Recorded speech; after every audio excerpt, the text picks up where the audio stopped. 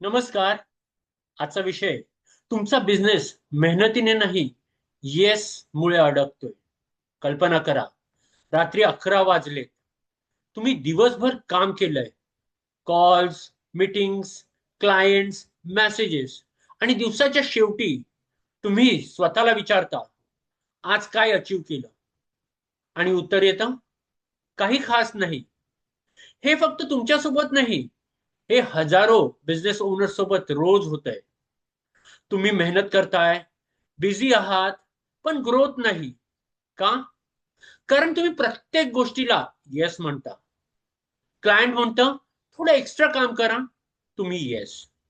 कोणी कॉल करतो, तुम्ही येस.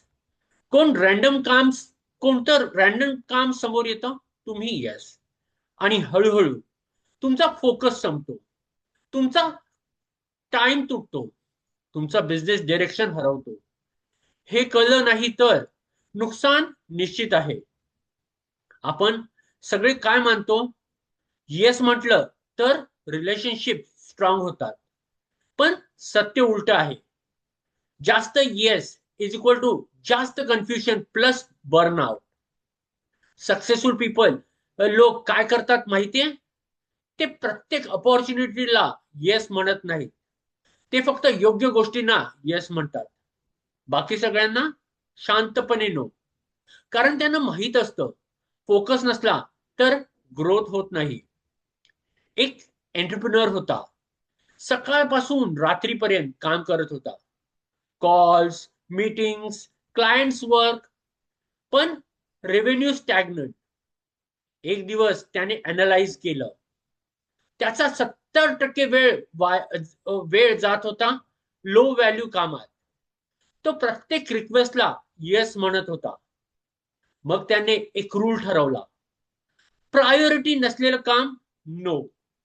पहिल्या दिवशी ऑकवर्ड वाटलं, दुसऱ्या दिवशी गिल्ट वाटलं, पण एक आठवड्यानंतर फोकस वाढला, काम कंप्लीट होऊ लागलं, डिसिशन क्लिअर झालं, आणि 3 महिन्यात त्याचा बिझनेस ग्रो होऊ लागला. काय बदललं? काम नाही, डिसिशन बदललं. खरं सांगू, तुमचा बिझनेस एफर्ट्समुळे अडकलेला नाही, तो वीक डिसिशनमुळे अडकलेला आहे. तुम्ही बिझी नाही, तुम्ही डिस्ट्रॅक्टेड आहात. तुमच्याकडे टाइम नाही, तुमच्याकडे क्लॅरिटी नाही. आणि सर्वात महत्वाचं, तुम्ही येस म्हणता कारण तुम्हाला नो म्हणायची भीती वाटते. पण लक्षात ठेवा, तुम्ही प्रत्येक येसने स्वतःचा एक भाग गमावताय. आजपासून एक सिंपल रूल फॉलो करा. प्रत्येक कामाआधी स्वतःला विचारा, हे माझ्या ग्रोथला मदत करतंय का? जर उत्तर नो असेल, ते काम पोस्टपोन करा किंवा सरळ नो म्हणा. आणि दररोज फक्त एक नो बोला. तुम्हाला लगेच फरक दिसेल. जास्त क्लॅरिटी, जास्त फोकस, जास्त ग्रोथ. Thank you.